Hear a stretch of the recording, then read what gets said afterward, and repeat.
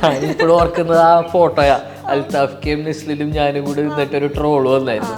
ഞങ്ങളാ ചായ കുടിക്കുന്നിടത്ത് ക്ലാഷ് എന്ന് പറഞ്ഞിട്ട്. അപ്പോൾ തുടരും ഭയങ്കര സക്സസ് ആയിട്ട് അവിടെ നിന്ന് കോള് വന്നുകൊണ്ടിരിക്കുക. ഫസ്റ്റ് ഷോ കഴിഞ്ഞപ്പോഴേക്കും ഞാനിപ്പോൾ ഇങ്ങനെ ശ്രദ്ധിച്ചുകൊണ്ടിരിക്കുകയായിരുന്നു. ഓരോരുത്തരും വിളിക്കുന്നു, ഇങ്ങനെ പറയുമ്പോൾ ലാലേട്ടൻ ദൈവമേ ദൈവമേ ദൈവമേ ദൈവമേ ദൈവമേ ഈ എല്ലാ താങ്ക് യു പറയുന്നതിന് പകരം ലാലേട്ടൻ ഇങ്ങനെ ദൈവമേ ദൈവമേ എന്ന് വിളിച്ചുകൊണ്ടിരിക്കുക. അപ്പോൾ അതൊരു താങ്ക്ഫുള്ളായിട്ട് മുമ്പോട്ട് പോകുന്നു. അപ്പം ഞാൻ ചോദിക്കുകയും ചെയ്തു, എങ്ങനെയുണ്ട് ഇപ്പോൾ ഫീലിംഗ്? നോർമൽ. ഞാനിപ്പോൾ ആലോചിച്ചു, ശരിയാണ്, എത്ര ബ്ലോക്ക് ബസ്റ്ററുകളും ഇൻഡസ്ട്രി ഹിറ്റൊക്കെ കണ്ടു. അപ്പോൾ എല്ലാം വളരെ നോർമലായിരിക്കും. അപ്പം അച്ഛനൊക്കെ സംബന്ധിച്ച് അച്ഛൻ ലാലേട്ടൻ്റെ കൂടെ വർക്ക് ചെയ്തിട്ടുള്ളതാണ്. അച്ഛൻ്റെ ചെറുപ്പം തുടങ്ങിയ സത്യൻ സാറിനെ ഭയങ്കര റെസ്പെക്റ്റോടുകൂടി കണ്ടിട്ടുള്ള ആളാണ്. അപ്പോൾ ഞാനിവിടെ അവരുടെ കൂടെ ഇത് ചെയ്യുമ്പോൾ, അഭിനയിക്കുമ്പോൾ അച്ഛൻ ഈസ് ലൈക്ക് അച്ഛൻ്റെ ലൈഫിനൊരു കംപ്ലീഷൻ കിട്ടിയ പോലെയാണെന്ന് എനിക്ക് സംസാരത്തിൽ തോന്നാറുണ്ട്. ഓടി സ്റ്റെപ്പിലേക്ക് ഒരു അമ്മ തുടച്ചുകൊണ്ടിരിക്കുക. അമ്മേനോട് അമ്മയ്ക്ക് സ്റ്റേറ്റ് അവാർഡ്.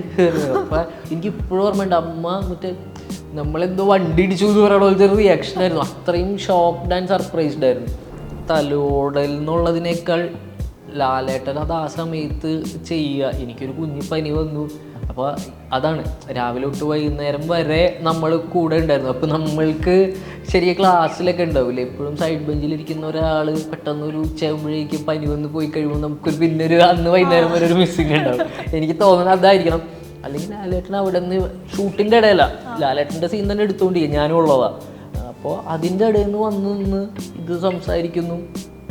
എന്നിട്ട് എനിക്ക് വേണ്ടിയിട്ട് ആ മൊമെൻ്റ് എന്നെ തലോടുന്നു എന്ന് പറയുമ്പോൾ എനിക്ക് ഭയങ്കര എന്താ പറയണ, ഭയങ്കര മൊമെൻറ്റ്സ് ആയിരുന്നു എല്ലാ രീതിയിലും. നമസ്കാരം, മീഡിയോനോടൊപ്പം Sangeeth. Welcome and happy Onam. Happy Onam. ഇതൊരു സ്പെഷ്യൽ ഓണം തന്നെയാണ്. ലൈക്ക് നമ്മളൊരു കാലത്ത്, കുട്ടിക്കാലത്ത് എപ്പോഴും ഒരു ഓണത്തിന്, ഒരു മോഹൻലാൽ പടത്തിന് വേണ്ടി വെയിറ്റ് ചെയ്തിരിക്കുന്ന ഒരു സമയം ഉണ്ടാവും. അവിടുന്നാണ് ഇപ്പം മോഹൻലാലിനൊപ്പം ത്രൂ ഔട്ട് ഒരു ക്യാരക്ടർ വരുന്നു, അത് ഓണത്തിന് റിലീസാവുന്നു, ഓണത്തിന് അത് വലിയ സക്സസ് ആവുന്നു. ആ സമയത്ത് നമ്മളൊന്ന് സംസാരിക്കുകയാണ്. What is your feeling? ഭയങ്കര ഓവർവെൽമിങ് ഫീലിംഗ് ആണ് എല്ലാം കൊണ്ടും. കാരണം പണ്ട് ഇതുപോലെ ഒരു 2-3 മെയിൻ ചാനൽസാണല്ലോ ഉള്ളത് ടി വിയിൽ. തിയേറ്ററിൽ പോകുന്നതിനേക്കാൾ അന്നത്തെ ദിവസം, ഓണത്തിൻ്റെ ദിവസം അല്ലെങ്കിൽ ആ ഒരു മെയിൻ 3 ദിവസങ്ങളൊക്കെ ഞാൻ കൂടുതലും ടി വിയിലാണ്. ടി വിയിലൊരു 3 സിനിമകളൊക്കെ ഒരു ചാനലിൽ രാവിലെ ഉച്ചയ്ക്ക് ഒരു പോയിൻ്റൊക്കെ എത്തിയപ്പോൾ 4 വരെ എത്തി. അങ്ങനെ സിനിമകൾ കാണും. അതിൽ തന്നെ ഓരോ ആഡിൻ്റെ ഇടയിൽ മാറ്റി അപ്പുറത്തെ സിനിമ കാണും എന്ന് പറയുന്ന പ്രോസസ്സൊക്കെ ആയിരുന്നു. ഇപ്പോൾ പിന്നെ ഇതുപോലെ ഓരോ ഓണങ്ങൾ, ഇപ്പോൾ കഴിഞ്ഞ ഓണം പോലും നമ്മൾ ഭയങ്കര ഹോപ്പ്ഫുള്ളി അല്ലെങ്കിൽ ക്യൂരിയസ് ആയിട്ട് ഏത് സിനിമയാണ് അടിക്കാൻ പോകുന്നത്. എപ്പോഴും ഒരു ഓണം വിന്നർ ഉണ്ടല്ലോ. ബാക്കി എല്ലാത്തിനേക്കാളും നമ്മൾ സിനിമ സെലിബ്രേറ്റ് ചെയ്യുന്നത്, പ്രത്യേകിച്ച് തിയേറ്ററിൽ സെലിബ്രേറ്റ് ചെയ്യുന്നൊരു മറ്റേ ഞങ്ങൾ പടക്കക്കാരുടെ ഏറ്റവും നല്ല കൊയ്ത്ത് കാലം ഓണമാണെന്ന് പറയുന്ന പോലെയാണ്. അപ്പോൾ ഈ വർഷത്തിലേക്ക് എത്തുമ്പോൾ അതിൽ നമ്മളൊരു പാർട്ടാവുക, നമുക്ക് ഭയങ്കര നല്ല റെസ്പോൺസ് കിട്ടുക എന്ന് പറയുമ്പോൾ ഭയങ്കര സന്തോഷമാണ്. ഭയങ്കര താങ്ക് ഗോഡ്. ഈ ഓണത്തിന് ഇപ്പോൾ ക്ലാഷ് എന്ന് പറയുന്നത് പണ്ടത്തേക്കാൾ കൂടുതൽ ആളുകൾ ഭയങ്കര ക്യൂരിയസ് ആയിട്ട് ഇതിലിപ്പോൾ ഏത് പടം, നേരത്തെ പറഞ്ഞ ഏതടിക്കും എന്നുള്ള ക്യൂരിയോസിറ്റി ഉണ്ടായിരുന്നു. അവിടുന്ന് എല്ലാ പടങ്ങളും ഒരുപോലെ ആളുകളെ ഏറ്റെടുക്കുന്നു. ലൈക്ക് പല ഓണേഴ്സാണ്, അതിനെ മനസ്സിലാക്കിയ ആളുകൾ അതിനെ ആ ഫീലിൽ കാണുന്നു എന്നുള്ളൊരു ചേഞ്ച് വന്നല്ലോ. അതിനെങ്ങനെയാണ് തോന്നിയിട്ടുള്ളത് ആ ഒരു മാറ്റം? എനിക്ക് അത് ഭയങ്കര സർപ്രൈസിംഗ്ലി അതിൻ്റെ ഒരു ബിഗിനിങ് ആയിട്ട് തോന്നിയിട്ടുള്ളത് ഞങ്ങളുടെയൊക്കെ പ്രേമലുവിൻ്റെ ഒക്കെ സമയം തന്നെയാണ്. പ്രേമലും മഞ്ഞുമലും ഭ്രമയുഗമൊക്കെ ഒരുമിച്ച് ഒരേ സമയം തിയേറ്ററിൽ ഭയങ്കര സക്സസ്ഫുള്ളായിട്ട് ഓടിക്കൊണ്ടിരുന്നപ്പോൾ ഇവിടെ സ്പേസ് ഉണ്ട്. ആളുകൾ സിനിമകൾ തിയേറ്ററിൽ പോയി കാണുന്നത് കുറഞ്ഞു എന്ന് പറയുന്ന സമയത്ത് റിപ്പീറ്റഡ്ലി പ്രേമലൊക്കെ 14 വട്ടമൊക്കെ കണ്ടവരൊക്കെ ഉണ്ട്. അല്ലെങ്കിൽ ഈ പറഞ്ഞ പല സിനിമകളും റിപ്പീറ്റഡ്ലി കാണുക, അല്ലെങ്കിൽ എല്ലാ സിനിമകളും കൂടെ വർക്കാവുക എന്ന് പറയുന്നത് നമ്മൾ ഓൾറെഡി പല വട്ടമായി ഇപ്പോൾ കാണുന്നു. അപ്പോൾ അങ്ങനെ ഭയങ്കര ആളുകൾക്ക് വേണം. സിനിമ തന്നെയാണ് ഇപ്പോഴും ഏറ്റവും ഇഷ്ടം. ഇപ്പോൾ പല സിനിമകളുടെ ഇടയിലൊക്കെ എൻ്റെ അടുത്തൊക്കെ വീട്ടിൽ ആ കറക്റ്റ് വൈബ് നമുക്ക് മനസ്സിലായി തുടങ്ങി. കുറേ നാളായിട്ട് സിനിമ കാണാതിരുന്നിട്ട് ഒരു സിനിമ കാണണമല്ലോ, ഇപ്പം ഏത് സിനിമയാണെന്ന് ചോദിക്കുന്നത് മൾട്ടിപ്പിൾ ആൾക്കാർ ഒരേ സമയത്ത് ചോദിച്ചിട്ടുണ്ട്. ഫ്രണ്ട്സ്, നമ്മുടെ കസിൻസ്, ഫാമിലിയൊക്കെ നമ്മളോട് പേഴ്സണലി ഇങ്ങനെ ഇപ്പം ഏതാണ്, എന്നിട്ട് അപ്പോൾ ഉള്ളതിൽ ഏറ്റവും നല്ല സിനിമ കാണുന്നു, ആ സിനിമയ്ക്ക് ഭയങ്കര റെസ്പോൺസ് കിട്ടുന്നു അല്ലെങ്കിൽ കളക്ഷൻ കിട്ടുന്നു എന്ന് പറയുന്നതൊക്കെ കാണാറുണ്ട്. അപ്പോൾ അതിൽ ഇപ്പോൾ റിപ്പീറ്റ് വരികയാണ്. ഞാനിപ്പോഴും ഓർക്കുന്നത് ആ ഫോട്ടോയാ, അൽത്താഫ്ക്കയും നെസ്ലിലും ഞാനും കൂടി നിന്നിട്ടൊരു ട്രോള് വന്നായിരുന്നു. ഞങ്ങളാ ചായ കുടിക്കുന്നിടത്ത് ക്ലാഷ് എന്ന് പറഞ്ഞിട്ട്. അപ്പോൾ അത് അൽത്താഫ്ക്ക് എനിക്ക് അയച്ചു തന്നു, നെസ്ലിനും അയച്ചു തന്നു.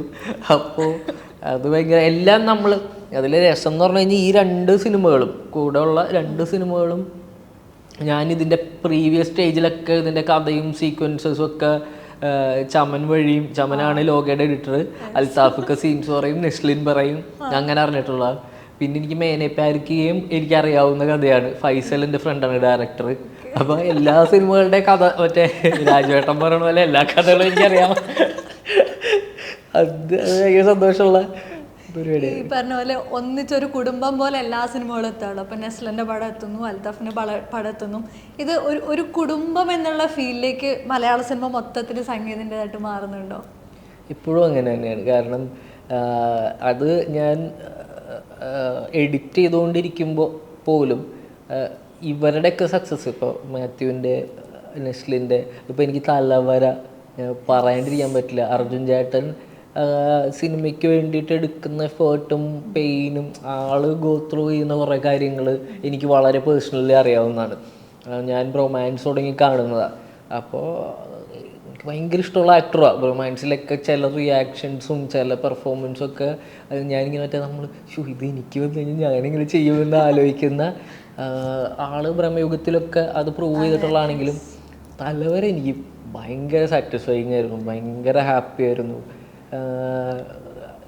എനിക്കെന്താ പറയുക, നമ്മളുടെ പടം തിയേറ്ററിൽ സക്സസ് ആകുമ്പോൾ കിട്ടുന്ന ഹാപ്പിനെസ് ഈ റീസെൻ്റ്ലി കിട്ടിയത് അർജുൻ ചേട്ടൻ്റെ തലവര കണ്ടപ്പോൾ ഞാൻ അപ്പം തന്നെ രാത്രി മെസ്സേജൊക്കെ അയച്ചു. അപ്പോൾ അതുപോലെയാണ് എല്ലാവരും. അപ്പോൾ നെസ്ലിനാണെങ്കിലും ജിംഖാൻ ഇറങ്ങിക്കഴിഞ്ഞപ്പോൾ മാത്യുവിൻ്റെ ഓരോ സിനിമകളും ഇറങ്ങുമ്പോൾ ഒക്കെ പിന്നെ ഞങ്ങൾ ഒരുമിച്ച് റൊമാൻസൊക്കെ ഇറങ്ങണം.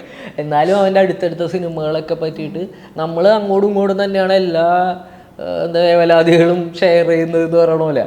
അപ്പോൾ ഇവരെല്ലാം ഫാമിലിയാണ്. അത് ഒരുമിച്ച് ഇറങ്ങിയാൽ പോലും നമ്മളുടെ പടത്തിന് പണ്ട് ഉണ്ടായിരുന്നു ഒരു കോമ്പറ്റീഷൻ ഉണ്ട്, മറ്റേ നമ്മൾക്ക് അടിക്കണം എന്നുള്ളത്. ഇപ്പോൾ ഭയങ്കര പേഴ്സണലി ഈ 3 സിനിമകളും വളരെ വേണ്ടപ്പെട്ട ആൾക്കാരുടെയാണ്. അപ്പോൾ ജെന്യുവിനായിട്ട് നമുക്ക് ഒരു പോയിന്റിൽ പോലും ഇതിൻ്റെ മുകളിൽ നമ്മൾക്ക് വരണമെന്നോ അല്ലെങ്കിൽ അത് താഴെ പോകണമെന്നോ ആഗ്രഹിക്കാൻ പറ്റില്ല. അപ്പോൾ ആ സിനിമകൾ എനിക്ക് ഭയങ്കര വേണ്ടപ്പെട്ട സിനിമകളാണ് രണ്ടും. ഈ ഒരു ചേഞ്ച് ഉണ്ടല്ലോ ഒരു എഡിറ്റർ എന്നുള്ള നിലയിൽ വന്ന സമയത്ത്, അതും എനിക്ക് തോന്നുന്നു ഒരു കാലഘട്ടത്തിൽ എഡിറ്റേഴ്സിനെ നമ്മൾ മുഖം കണ്ടിട്ടില്ലാത്ത ആളുകളായിരുന്നു. അവിടുന്ന് വലിയ രീതിയിലേക്ക് മാറുന്നുണ്ട്. നിങ്ങളുടെ ഒരു ടീമാണെങ്കിൽ തന്നെ ഇപ്പോൾ ഷമീർക്കാണെങ്കിലും ചമ്മനാണെങ്കിലും സംഗീതാണെങ്കിലും വലിയ രീതിയിൽ റെക്കഗ്നൈസ്ഡ് ആവുന്നു. നിങ്ങളുടെ വർക്കുകൾക്ക് സ്പെഷ്യൽ അപ്രിസിയേഷൻ വരുന്നു. സ്റ്റേറ്റ് അവാർഡ് കിട്ടിയെങ്കിൽ പോലും അതിന് മുൻപ് തന്നെ ആളുകൾ എഡിറ്റർ എന്ന നിലയിൽ തന്നെ നോട്ടീസ് ചെയ്യുന്നു.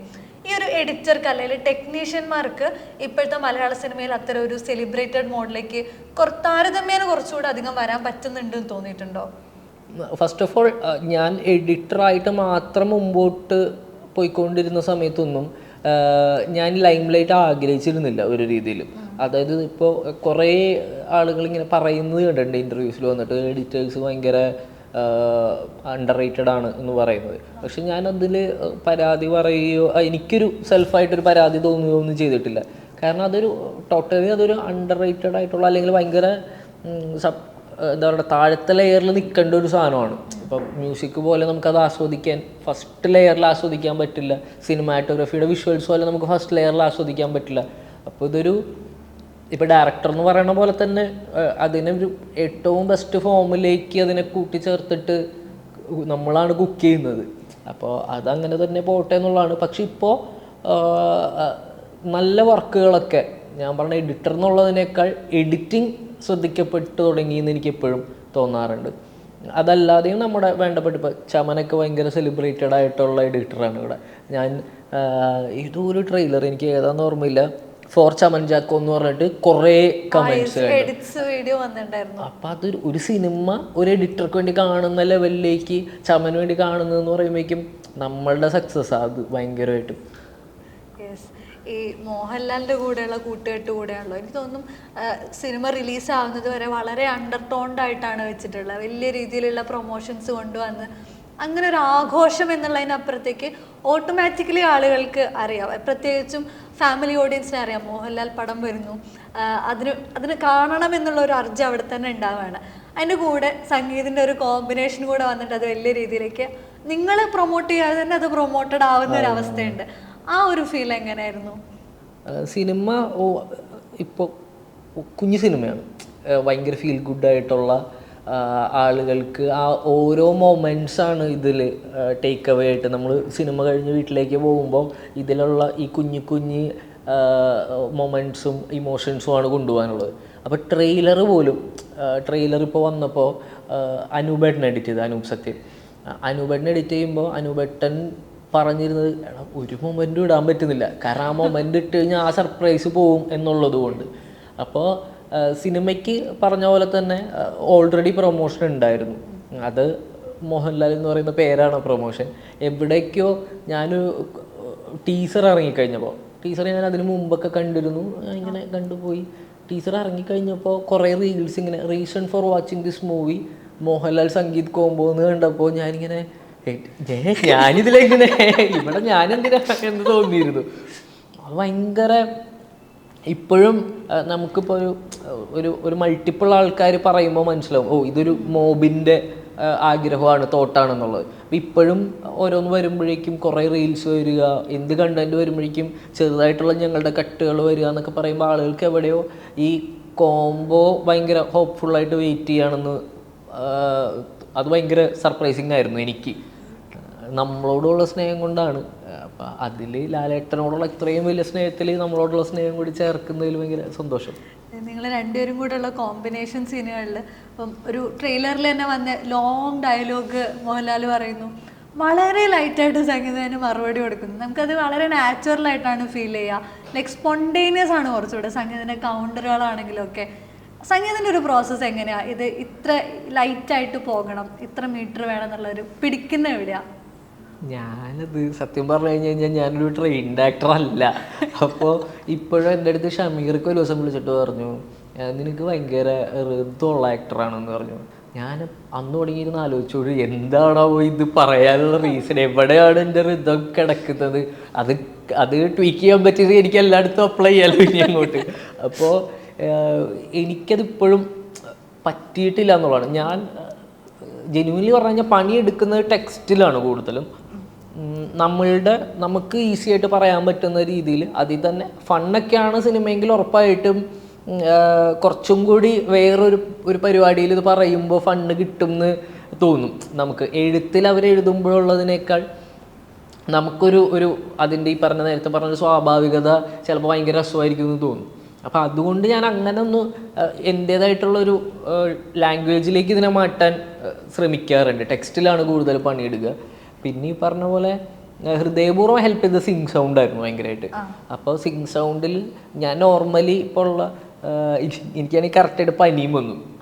പനിയും സിങ് സൗണ്ടും ഭയങ്കര മറ്റേ നമ്മൾ മെച്ചുവേർഡ് ഡബിങ് ഇതൊക്കെ കാണുന്ന പോലെയാണ് ഇപ്പോൾ കുറേ സ്ഥലങ്ങളിൽ ഇരിക്കുന്നത്. അതിൻ്റെ റീസൺ പനി ആയതുകൊണ്ടാണ്. പക്ഷെ നമ്മൾ ആ രസം ഉണ്ടാവും എന്ന് തോന്നുന്നു. സിങ് സൗണ്ടിൻ്റെ രസം ആളുകൾക്ക് ഇഷ്ടപ്പെടും എന്ന് തോന്നുന്നു.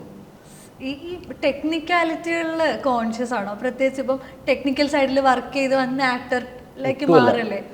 അല്ലാന്ന് മാത്രല്ല, എൻ്റെ അടുത്ത് ഈ ഞാൻ വർക്ക് ചെയ്യുന്ന സിനിമകളിലൊക്കെ ടെക്നീഷ്യൻസ് തന്നെ പെണുങ്ങും, നീ ഒരു എഡിറ്റർ അല്ലേ, നിനക്ക് ഇത് ശ്രദ്ധിച്ചുകൂടെ എന്ന് പറയും. കാരണം നമ്മൾക്കിപ്പോഴും ഈ പറഞ്ഞ പോലെ ഹാക്ക് കിട്ടിയിട്ടില്ല. അപ്പോൾ ഞാൻ എപ്പോഴും ഭയങ്കര കോൺഷ്യസ് ആയിട്ട് എനിക്കിത് എത്രത്തോളം ഓർഗാനിക് ആക്കാൻ പറ്റണം എന്നുള്ള ആ ഡ്രൈവിലാണ് ഞാൻ വർക്ക് ചെയ്യുന്നത് മുഴുവൻ.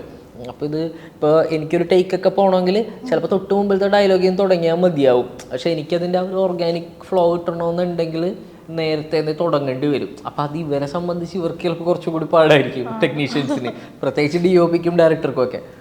അപ്പോൾ എൻ്റെ അടുത്ത് കുറേ പേര് ഇങ്ങനെ പറഞ്ഞിട്ടുണ്ട് കുറച്ചും കൂടി ശ്രദ്ധിച്ചുകൂടെ എന്ന്. ഞാൻ ഒരു രീതിയിലും അത് നോക്കാറില്ല. കാരണം ആ നമ്മളുടെ ഭയങ്കര ഒത്തൻറ്റിക് ആയിട്ടുള്ള കാര്യങ്ങൾ, പല കാര്യങ്ങളും ഔട്ട്സൈഡ് വേൾഡ് കട്ട് ചെയ്തില്ലെങ്കിൽ ശരിയാവില്ല. ഞാൻ ഓപ്പോസിറ്റ് നിൽക്കുന്ന ആക്ടർ എന്ത് പറയുന്നു എന്നുള്ളതിൽ മാത്രമാണ് കോൺഷ്യസ്. അതിലെന്ത് റിയാക്ട് ചെയ്തുകൊണ്ടിരുന്ന ഇപ്പോൾ അടുത്തതിൽ ഞാൻ ഇന്ന സ്ഥലത്ത് ഇന്ന ടെമ്പോയിൽ റിപ്ലൈ കൊടുക്കണമെന്ന് തീരുമാനിച്ചു കഴിഞ്ഞാൽ എനിക്കത് ലിസൺ ചെയ്യാൻ പറ്റില്ല. ആ ലിസണിങ് നന്നായിട്ട് ശ്രദ്ധിക്കാറുണ്ട്. അടുത്ത ആൾ പറയുമ്പോൾ ഉള്ള എന്താണെന്നുള്ളത് നല്ലോണം ശ്രദ്ധിക്കാറുണ്ട്. അപ്പോൾ ലിസണിങ്ങിന് വേണ്ടിയിട്ട് ഔട്ട്സൈഡ് വേൾഡ് ടോട്ടലി കട്ട് ചെയ്യും. കട്ട് ചെയ്യുമെന്ന് പറഞ്ഞു കഴിഞ്ഞാൽ എഗെയിൻ തിരിച്ചുകൊണ്ട് കേട്ടോ, ഈ പറഞ്ഞ പോലെ ഒരു പ്ലേറ്റ് അവിടെ വീണ് കഴിഞ്ഞാൽ എൻ്റെ കോൺഷ്യസ് പോവുകയും ചെയ്യും. തിരിച്ച് ആ പ്രശ്നവുമുണ്ട്.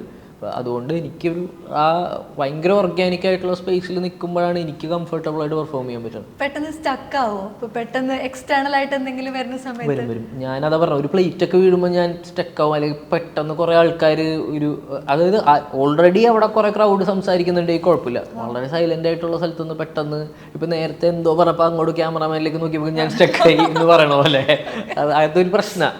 അപ്പം അത് ടെക്നിക്കാലിറ്റി മനസ്സിലാക്കി തുടങ്ങും. അപ്പം ഞാൻ അതൊരു കുറവായിട്ട് തന്നെ കേട്ടോ പറയണം ഒരു രീതിയിൽ. കാരണം ഇപ്പോൾ ലാലേട്ടനെയൊക്കെ പോലുള്ളവർ അല്ലെങ്കിൽ ഇവർക്കൊക്കെ എന്ന് പറഞ്ഞു കഴിഞ്ഞാൽ ഈ സിനിമ ഷൂട്ട് ചെയ്തതിൻ്റെ പാറ്റേൺ തന്നെ ഫിലിമിൽ ഷൂട്ട് ചെയ്താണ് സത്യൻ സാറൊക്കെ വരുന്നത്. അപ്പം നമ്മൾ ഈ പറയുന്ന അവരൊരു സിംഗിൾ ഷോട്ട് പ്ലാൻ ചെയ്താൽ മാത്രമേ അതൊരു ഒറ്റ ഷോട്ടിൽ തുടങ്ങി അവിടെ അവസാനിക്കുള്ളൂ. അതല്ലാത്തൊരു രണ്ടുപേര് ഓപ്പോസിറ്റ് ഇരുന്നൊരു കോൺവെർസേഷൻ സീനാണെങ്കിൽ ഇവർ കട്ട് ചെയ്താണ് പോകുന്നത്. അപ്പോൾ എന്നെ സംബന്ധിച്ച് എനിക്ക് ഭയങ്കര പുതിയ ലേണിംഗ് ഉള്ളൊരു സിനിമയായിരുന്നു. ഞാൻ ഒരു ഡയലോഗ് പറഞ്ഞു കഴിഞ്ഞാൽ അടുത്ത ലാലേട്ടൻ്റെ ഡയലോഗ് അവിടെ ഉണ്ടെങ്കിൽ ഞാൻ നിർത്തി അടുത്ത എൻ്റെ അതിനുള്ള കൗണ്ടറാണ് ഞാൻ പിന്നെ പറയുന്നത്. അതാണ് പ്രോസസ്സ്. അതല്ലാതെ നമ്മൾ സാധാരണ പറയണ പോലെ ഇപ്പോൾ ഞാൻ പറയുന്നത് ഇങ്ങനെ കണ്ടിന്യൂ ചെയ്യും, തിരിച്ചിവിടെ വന്നിട്ട് ചന്ദ്രയുടെ റിയാക്ഷൻസ് എടുക്കുന്നുള്ളതല്ല. കട്ടാണ് എല്ലാത്തിലും. നമ്മളിപ്പോൾ ഒരു റിയാക്ഷൻ എടുക്കുമെങ്കിൽ പോലും അവിടെ ഇന്ന ഒരാൾ ലാലേട്ടനെ കളിയാക്കുമ്പോൾ സൈഡിൽ നിന്ന് ഞാൻ ചിരിക്കണമെന്നുണ്ടെങ്കിൽ ചിലപ്പോൾ എല്ലാവരും പോയി കഴിഞ്ഞിട്ട് ഇത് മറ്റേ ഡയലോഗിൻ്റെ റിയാക്ഷൻ ആട്ടോ എന്നുള്ളതായിരിക്കും. അപ്പോൾ അവർ ഭയങ്കര പ്ലാൻഡാണ്, കറക്റ്റ് കട്ട് ടു കട്ട് അങ്ങനെയാണ് അവർ ഷൂട്ട് ചെയ്യുന്നത്. അപ്പോൾ എനിക്ക് ശരിക്കും പറഞ്ഞാൽ ഇപ്പോൾ ട്രെയിലറിൽ ആ ഫസ്റ്റ് സീനൊക്കെ പോലെ ലോങ് ടേക്സാണ് എനിക്ക് കംഫർട്ടബിൾ. കാരണം ഭയങ്കര ഫ്രീ ആയിട്ട് നമ്മളുടെ ഓർഗാനിക്കലി പോകാൻ പറ്റും എന്നുള്ളതുകൊണ്ട് ഞാൻ അങ്ങനത്തെ കുറേ സീക്വൻസസും ഉണ്ട്.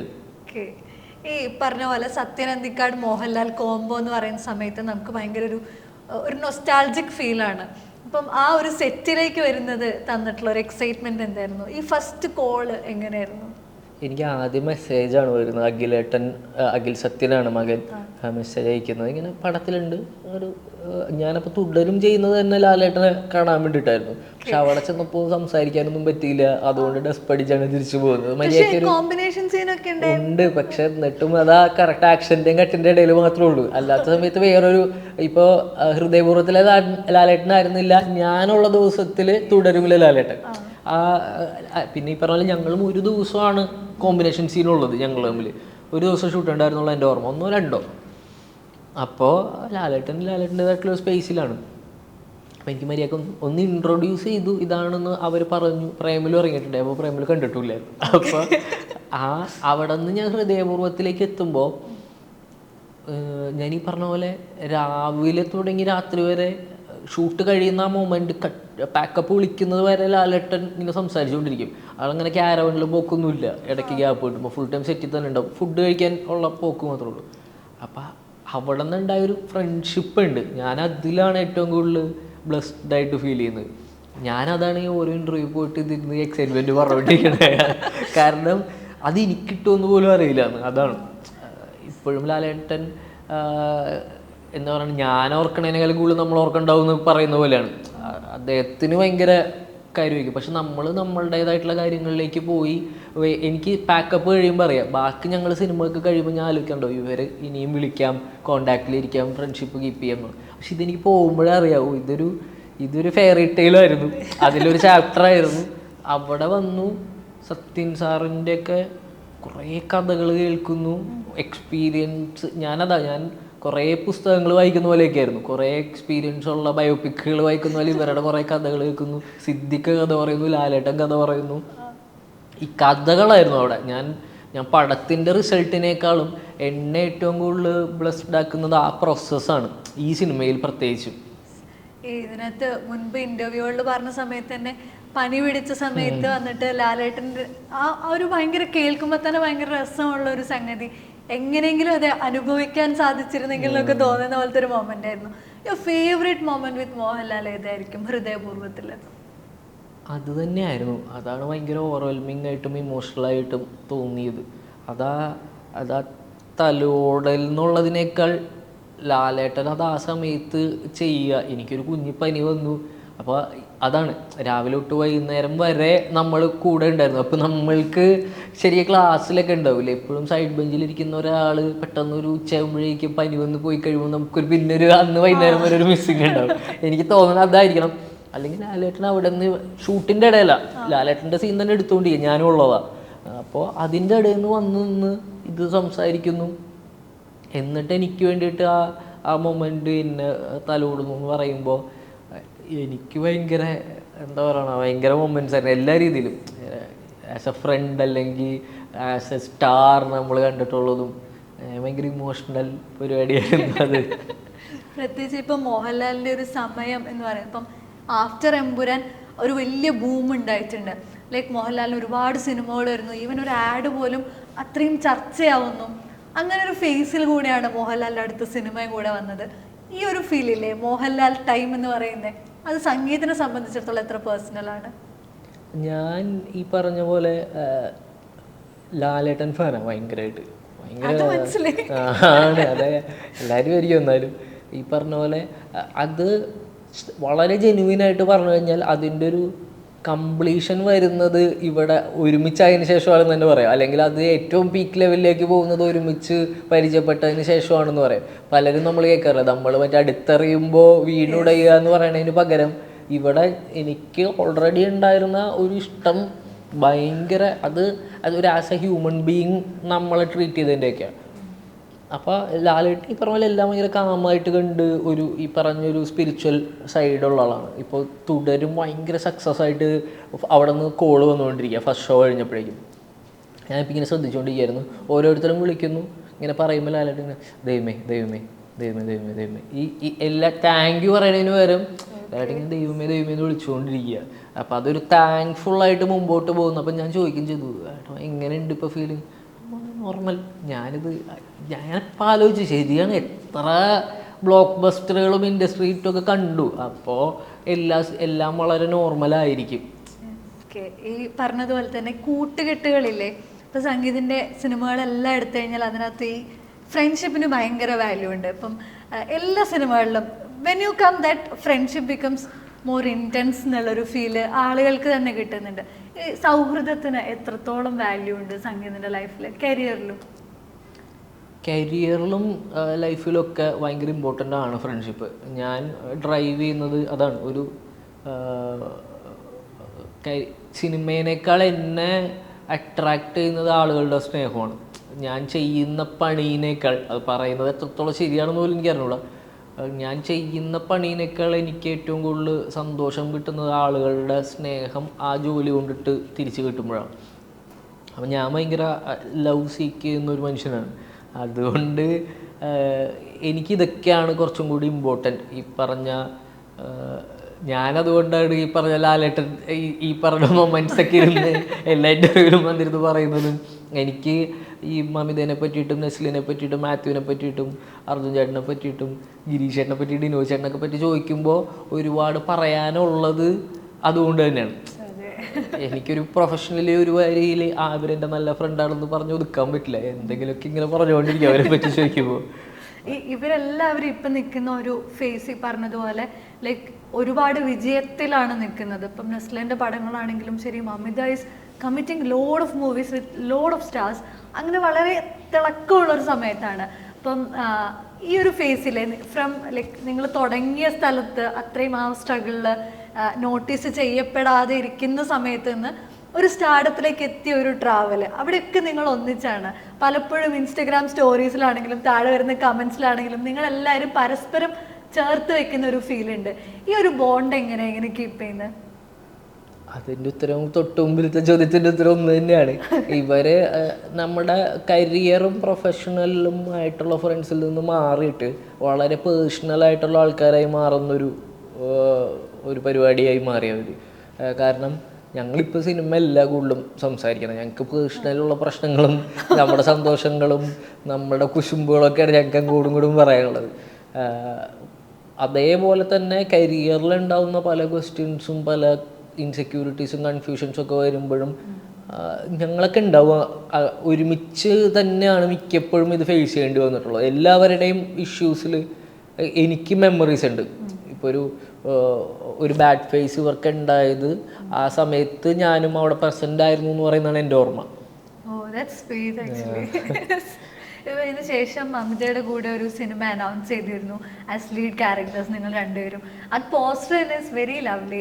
ഫസ്റ്റ് ഒരു ചെറിയ ഗ്ലിംസ് മാത്രമേ ഉണ്ടായിരുന്നുള്ളൂ. അതെങ്ങനെയാണോ ഷൂട്ട് തുടങ്ങായോ, എന്താണ് അതിൻ്റെ അപ്ഡേറ്റ്സ് കാര്യങ്ങൾ? അത് ഡിനോയ് ചേട്ടനാണ്, അഗെയിൻ ഒരു ഫ്രണ്ട് തന്നെയാണ്. നമ്മൾ എല്ലാം ഭയങ്കര ക്ലോസ് ആയിട്ടുള്ള ആൾക്കാരുടെ കൂടെ ആ സിനിമ ചെയ്യുന്നത്.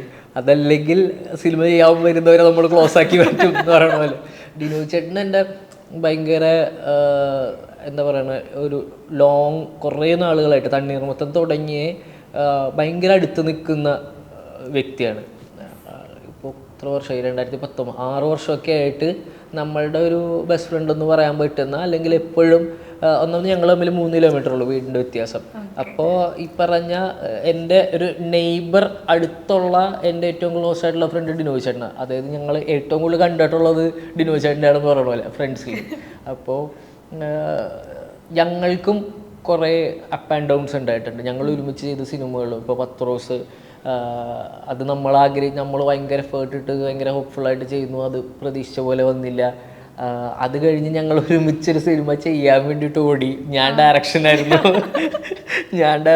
പറഞ്ഞ് ഞങ്ങൾ അഡ്വാൻസ് ഒക്കെ കിട്ടി. ആ അഡ്വാൻസ് കൊണ്ട് കുറച്ചാൾ ഓടിയിട്ടൊക്കെ ഉണ്ട് ഞങ്ങൾ. അപ്പോൾ അത് കഴിഞ്ഞിട്ടാണ് എനിക്ക് പെട്ടെന്നൊരു കരിയർ ഷിഫ്റ്റും ലൈഫും ഉണ്ടായത്. അപ്പോഴൊക്കെ ഞാനിങ്ങനെ, അപ്പോൾ ഡിനോയ് ചേട്ടൻ്റെ റൈറ്റിങ് ഈ പറഞ്ഞ എല്ലാ സിനിമകളിലും നമുക്ക് ഭയങ്കര ഫേവറേറ്റാണ്. നമ്മൾ തന്നെ ഇപ്പോൾ ഈ പറഞ്ഞ ചമനും തോമസും ഒക്കെ വായിക്കുമ്പോഴൊക്കെ ഭയങ്കര അടിപൊളി സ്ക്രിപ്റ്റാണെന്ന് പറഞ്ഞാൽ ഭയങ്കര കോൺഫിഡൻസിലാണ് ഷൂട്ട് ചെയ്യാൻ ഇറങ്ങുന്നത്.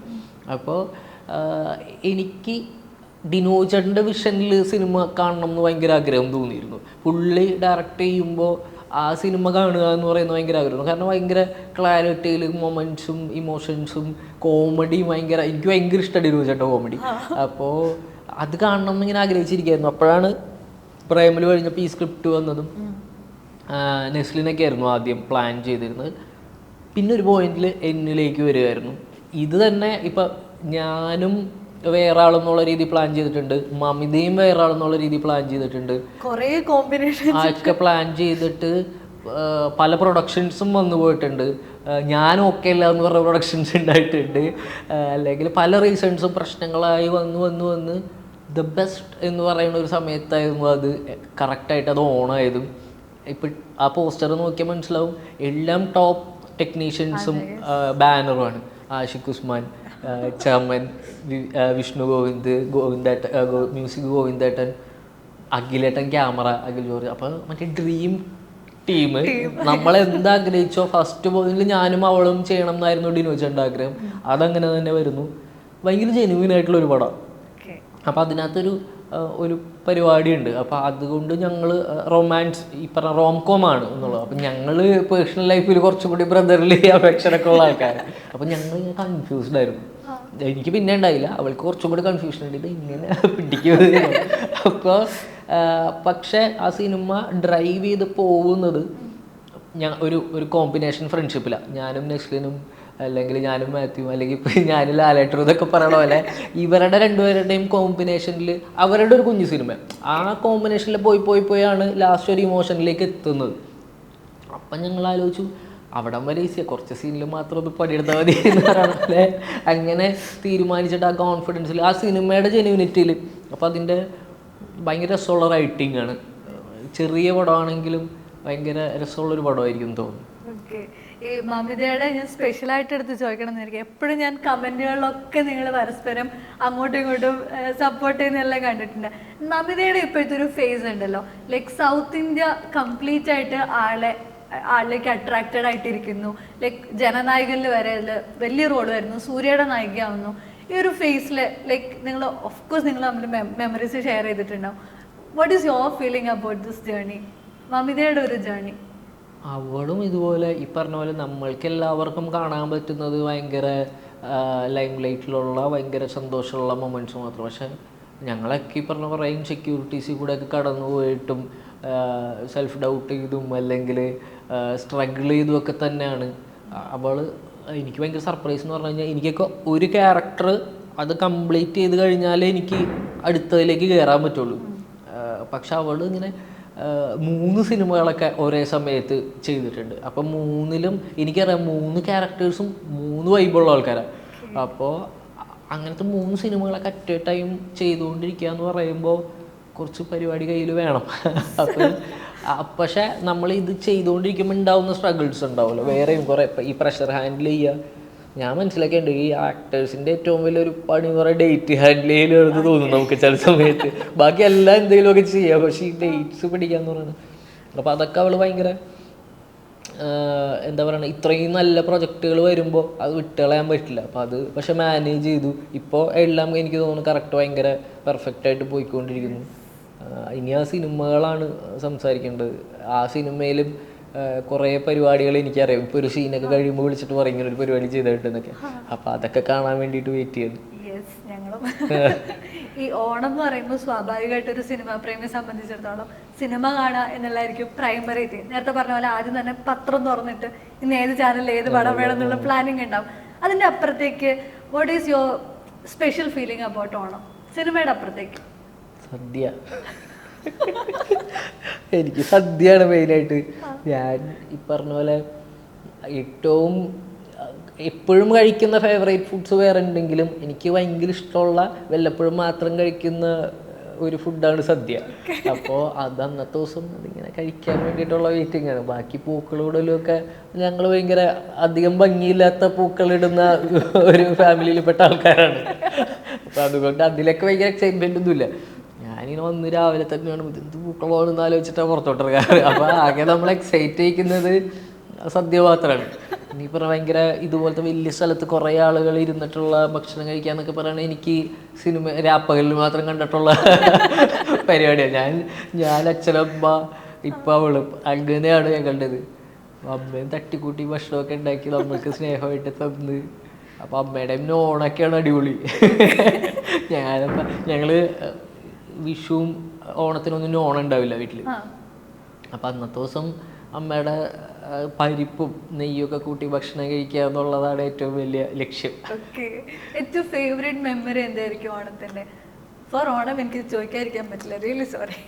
ശരിയാണല്ലോ, ഞാൻ കഴിഞ്ഞ വർഷം ഞാനും മാളും ഒക്കെ ആയിട്ട് ഒരു ഫോട്ടോഷൂട്ട് നടത്തിയായിരുന്നു ഞങ്ങളുടെ വീടിൻ്റെ മുമ്പിൽ. അപ്പോൾ അതാണ് ഓർമ്മയുള്ളത്. അതപ്പോൾ എനിക്കൊരു ഷർട്ട് ഉണ്ടായിരുന്നു. ആ ഷർട്ട് ഞാൻ ഒരിക്കലും ജീവിതത്തിൽ ഞാൻ ഓൺലൈനിൽ നിന്ന് വാങ്ങിയിട്ട് ഇത് ഇടില്ല എന്നും പറഞ്ഞിരുന്ന് അത് ഇട്ട് കഴിഞ്ഞപ്പോഴേക്കും ഭയങ്കര ആൾക്കാരൊക്കെ ഈ ഷർട്ടോടെ കിട്ടുന്നത് ചോദിച്ച് അങ്ങനെ ഒരു പരിപാടിയായിരുന്നു. അപ്പോൾ കഴിഞ്ഞ വർഷത്തെ ഓണം ആ ഫോട്ടോഷൂട്ടായിരുന്നു ഏറ്റവും ഭംഗിയുള്ളൊരു ഓർമ്മ. ഈ ഓണത്തിന് സ്പെഷ്യലാണ്. ഓഫ് കോഴ്സ് മോഹൻലാൽ പടം വരുന്നു, അത് വലിയ രീതിയിൽ ആളുകളിലേക്ക് എത്തുന്നു. ഇതിൽ ഫാമിലിയുടെ കൂടെ ഒരു ഇൻവോൾവ്മെന്റ് ഉണ്ടാവുമല്ലോ. What is their feeling? അവരുടെ ത്രൂ ഔട്ട് മുന്നേ പറഞ്ഞിട്ടുണ്ട് ഭയങ്കര സപ്പോർട്ടീവായിട്ടാണ് അവർ ത്രൂ ഔട്ട് നിന്നിട്ടുള്ളത്. ഈ ഒരു പോയിന്റിൽ ഈ ഒരു ഓണത്തിന് അവരുടെ ഒരു ഫീലിംഗ് എന്താണ്? എൻ്റെ കരിയർ പരമായിട്ട് പ്രത്യേകിച്ചും പറഞ്ഞു കഴിഞ്ഞ് കഴിഞ്ഞാൽ എൻ്റെ ഫാമിലി, പ്രത്യേകിച്ച് അച്ഛനും അമ്മയും ഇല്ലെങ്കിൽ ഞാനില്ല. അപ്പോൾ ചെറുപ്പം തുടങ്ങി എന്നെ ഈ പറഞ്ഞ കലോത്സവത്തിലൊക്കെ പങ്കെടുപ്പിക്കുക എന്ന് പറയുന്നതായിരുന്നു. അതായത് മാർക്ക് കിട്ടുക എന്ന് പറയുന്നത് ഭയങ്കര സെക്കൻഡറി ആയിരുന്നു. വീട്ടിൽ പഠിക്കുക എന്ന് പറയുന്നത് ഭയങ്കര ഒക്കെയാണ്, പിടിച്ചു പോയാൽ മതി, അതിനെപ്പറ്റി സംസാരിക്കലേ ഇല്ല. പക്ഷെ കലോത്സവങ്ങളും പരിപാടികളിലൊക്കെ നമ്മളെ പങ്കെടുപ്പിക്കാൻ വേണ്ടിയിട്ട് ഇവരിട്ടിട്ടുള്ള എഫേർട്ട് ഭയങ്കര വലുതാണ്. പ്രത്യേകിച്ച് അമ്മയുടെ ഇപ്പോഴും അമ്മയും അച്ഛനും ഭയങ്കര അവരുടെ ലൈഫ് റിവോൾവ് ചെയ്യുന്നത് ഇതിലാണെന്ന് എനിക്ക് തോന്നാറുണ്ട്. ഇപ്പോൾ വേറൊന്നുമല്ല, ഇത് മാത്രം. എൻ്റെ സിനിമ എന്താണ്, ഞാനിപ്പോൾ ഷൂട്ട് ചെയ്യുന്നത് എന്താണ്, എൻ്റെ സിനിമ ഇറങ്ങുമ്പോഴുള്ള റിസൾട്ട് എന്താണ്.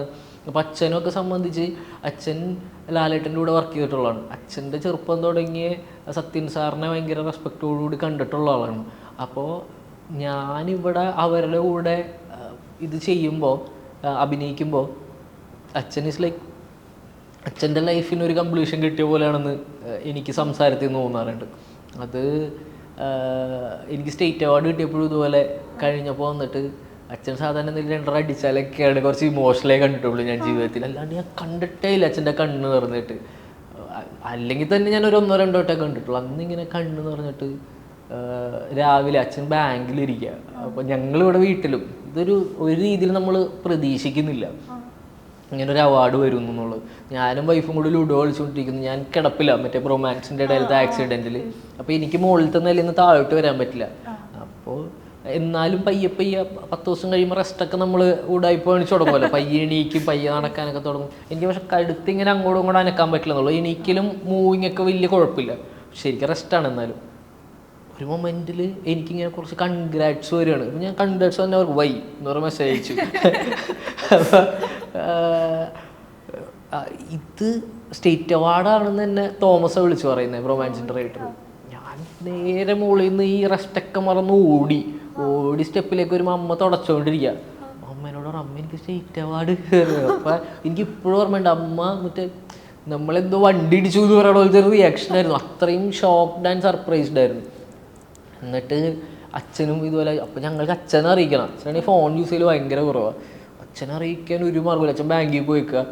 എന്ത് ചെയ്യുമെന്ന് അറിയാണ്ട് ഇങ്ങനെ ഇരിക്കുന്ന സമയത്ത് അച്ഛൻ ഇതുപോലെ വന്നൊരു അരമണിക്കൂർ കഴിഞ്ഞപ്പോഴേക്കും സ്കൂട്ടറിൻ്റെ അകത്തുനിന്ന് ഫോൺ എടുത്ത് വിളിച്ചു. അപ്പോഴേക്കും അച്ഛൻ അറിഞ്ഞാന്ന് വെച്ചപ്പോൾ ഞാനിവിടെ ബാങ്കിലിരിക്കുമ്പോൾ ബാങ്കിലെ ടി വിയിൽ ഇങ്ങനെ സ്റ്റേറ്റ് അവാർഡ് മികച്ച എഡിറ്റർ എന്ന്. അപ്പോൾ ഞാൻ ആ മൊമെൻറ്റ് ഭയങ്കര ഭാഗ്യമുണ്ട് ഇത് അച്ഛൻ പറഞ്ഞ പോലെ ഞാൻ ആലോചിച്ചു. അത് വീട്ടിലാണെങ്കിൽ വേറൊരു ഇമോഷണൽ, വേറെ എവിടെയോ നമ്മൾ വേറൊരു കാര്യത്തിന് വേണ്ടി ഇരിക്കുമ്പോൾ ഇത് കാണുക എന്ന് പറയുന്നത് സർപ്രൈസ് അല്ലേ, ഭയങ്കര. ഇപ്പോഴും അവർ തന്നെയാണ്, അവരും ഭയങ്കര ഹാപ്പി ആയിട്ട് ഇതിൽ ഓരോ മൊമെൻറ്റ്സും. ഒരു പാട്ടിറങ്ങിയാൽ പോലും അവർക്ക് അന്നത്തെ ദിവസം അതാണ് അവരുടെ സന്തോഷം. പ്രത്യേകിച്ച് പ്രേമലൊക്കെ വലിയ ഹിറ്റ് ആയാലും ഒരുപാട് ഇൻഡസ്ട്രിയിലുള്ള ആൾക്കാർ വരുന്നു, അപ്രീഷിയേറ്റ് ചെയ്യുന്നു. അതും അവരും പറഞ്ഞു കഴിഞ്ഞ് കഴിഞ്ഞാൽ ഇതിന് മുമ്പ് എനിക്കൊരു ഫേസ് ഉണ്ടായിരുന്നു ഇൻഡസ്ട്രിയിൽ തന്നെ. നിങ്ങൾക്കത് ആദ്യമായിരിക്കും അറിയില്ല എന്നുള്ളതേ ഉള്ളൂ. അതൊക്കെ കുറേ ഫോൾസ് ഉള്ള, അധികം ആരും അറിയാത്ത, സക്സസ് ഇല്ലാത്ത, ഫെയിലിയേഴ്സ് മാത്രമായിട്ട് സ്ട്രഗിൾ ചെയ്തുകൊണ്ടിരിക്കുന്ന സമയമായിരുന്നു. അപ്പോഴൊക്കെ ഇവർ ഇപ്പം എങ്ങനെയാണോ അതുപോലെ തന്നെയാണ്. അത് നല്ല, ഇപ്പം ഞാനൊരു പടം ചെയ്ത് വന്നു കഴിഞ്ഞാൽ അത് നല്ല പടമാണല്ലോ, അത് ഹിറ്റാവണ്ടാണല്ലോ എന്ന് പറയുന്ന ആ സ്നേഹമുള്ള വീടാണ് എൻ്റെ. അപ്പം അത് ഭയങ്കര ഹാപ്പിയാണ്. എല്ലാ സമയത്തും ഉണ്ട് അവർ. പെട്ടെന്നൊരു ദിവസം സക്സസ് വന്നപ്പോൾ നിന്നതല്ല. ഇപ്പോഴും പ്രശ്നങ്ങൾ വരുമ്പോൾ അതിൽ ബോധേഡാവാത്തവരല്ല. എനിക്കെന്തെങ്കിലും സിനിമ റിലേറ്റഡ് സ്ട്രഗിൾ വന്നു കഴിഞ്ഞ് കഴിഞ്ഞാൽ അവരും ആ ഡിസ്റ്റർബ്ഡ് ആവും അന്നത്തെ ദിവസം. ഈ പറഞ്ഞ പോലെ സോഷ്യൽ മീഡിയ ഭയങ്കരമായിട്ട് ഒരു സിനിമ ഇറങ്ങിക്കഴിഞ്ഞാൽ അല്ലെങ്കിൽ സിനിമയ്ക്ക് മുന്നേ അതിനെ പൊക്കി വെക്കാനും അതേപോലെ താഴത്തിടാനും കേപ്പബിൾ ആയിട്ടുള്ള ഒരു ടൂളാണല്ലോ. പ്രത്യേകിച്ച് തുടരും ഒക്കെ കഴിഞ്ഞ സമയത്ത് സംഗീതത്തിന്റെ ചെറിയ ഷോട്ടുകൾ പോലും സോഷ്യൽ മീഡിയയിൽ വലിയ രീതിയിൽ ചർച്ചയാവുന്നു. ഇപ്പൊ ഹൃദയപൂർവ്വത്തിനാണെങ്കിൽ ഒരു ഹൈപ്പ് കൊടുക്കുന്നതും ഇപ്പം അതിനുശേഷം വരുന്ന റിസപ്ഷനിലുള്ള കാര്യങ്ങളും എല്ലാം സോഷ്യൽ മീഡിയ ഡിപ്പെൻഡൻ്റ് ആവുന്നുണ്ട്.